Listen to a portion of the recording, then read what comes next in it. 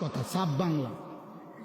ওই জীবন কুত্তার জীবন, যে জীবনে ঈমান নাই, যে জীবনে সেজদা নাই, যে জীবনে মালিকের সাথে কোনো বোঝাপড়া নাই, যে জীবন আখিরাতের ফিকির নাই। কারে জিজ্ঞাসা করে যুবক হাঁটো, কার মতো চুল রাখলা, কার মতো পোশাক পরলা, সারাদিনে এক ওয়াক্ত সেজদা দিলা না, মুসলমানের ঘরে জন্ম নিছ?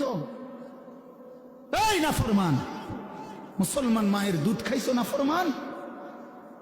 মায়ের পবিত্র দুধ, 2 বছরের পবিত্র দুধের এত বড় নাফরমানি কেমনে করলা?